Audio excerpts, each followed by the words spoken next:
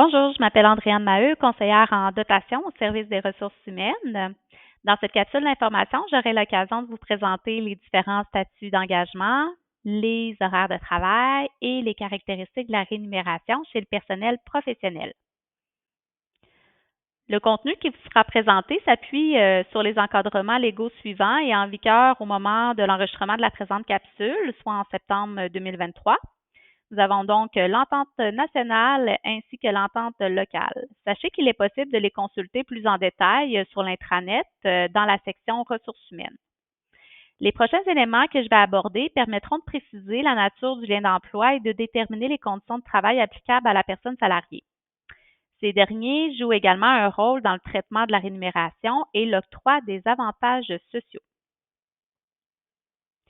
Voyons d'abord ensemble les différents statuts d'engagement chez le personnel professionnel. Premièrement, le statut régulier est un professionnel engagé pour une période indéterminée et dont le poste est prévu au plan d'effectifs.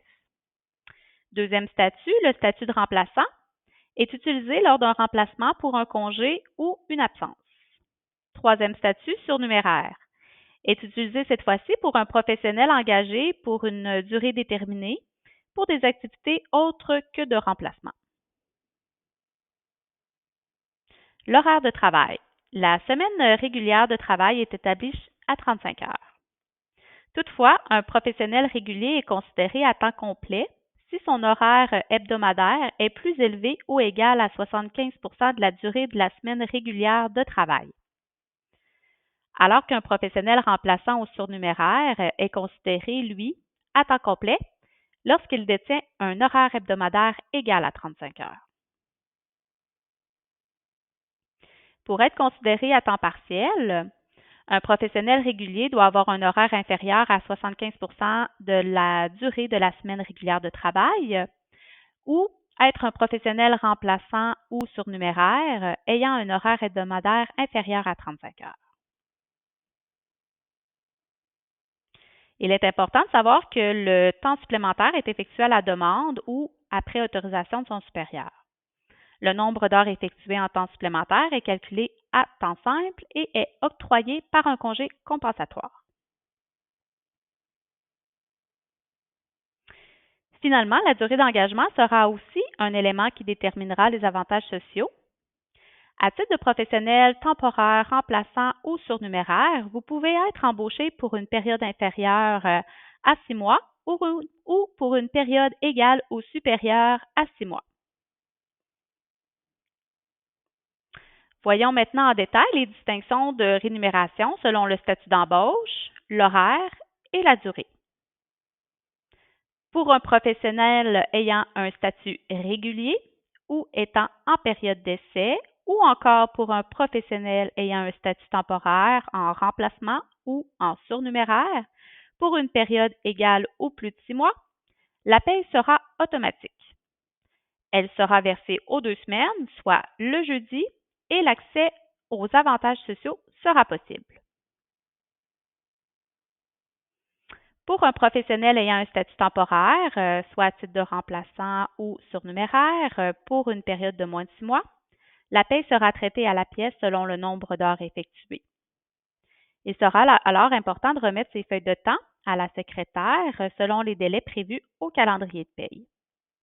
La paie sera versée aux 2 semaines, soit le jeudi, mais 2 semaines de rétention s'appliquent. Puisqu'aucune accumulation de vacances n'est faite et que l'accès aux assurances collectives n'est pas possible, l'employé reçoit une majoration de 8 et de 11 sur chaque paye. Vous trouverez dans le tableau suivant les différentes caractéristiques de la rémunération et de l'octroi des avantages sociaux selon votre statut, que vous soyez régulier ou temporaire. Par exemple, si vous êtes régulier à temps plein ou à temps partiel, vous aurez accès à une banque de vacances et votre paye sera automatique. Alors que si vous êtes remplaçant ou surnuméraire d'une durée de moins de 6 mois, vous recevrez une majoration de 8 et de 11 en compensation puisque vous n'accumulez pas de banque de vacances et que vous n'avez pas accès aux assurances collectives. Finalement, si vous êtes remplaçant ou surnuméraire à temps plein ou à temps partiel et que la durée du contrat est égale ou plus de 6 mois, vous aurez alors accès à une banque de vacances et votre paye sera automatique. En complément, je vous présente quelques modalités particulières pour certains emplois professionnels. D'abord, une rémunération additionnelle de 2 est prévue pour l'obtention de la maîtrise lorsque cette dernière est exigée au plan de classification et que le professionnel ait séjourné 1 an à l'échelon 18. Concernant le mouvement d'une personne occupant un emploi d'enseignant vers un emploi de conseiller pédagogique, à compter du 1er avril 2020, le conseiller pédagogique qui se situe au 18e échelon de son échelle de traitement reçoit une majoration de traitement correspondant à l'écart entre le taux maximum de son échelle de traitement et le taux maximum de l'échelle des enseignants des centres de services scolaires. Cette dernière modalité est prévue à la lettre d'entente numéro 8, soit l'entente relative à la majoration de traitement versée aux conseillers pédagogiques des centres de services scolaires. Merci pour votre visionnement. Vous pourrez consulter au besoin les documents complets sur ce sujet sur l'intranet section ressources humaines. Pour des questions plus particulières, vous pourrez également vous référer à la capsule Qui contacter pour obtenir les réponses à vos questions. Je vous invite à visionner les autres capsules d'information qui s'adressent à votre emploi.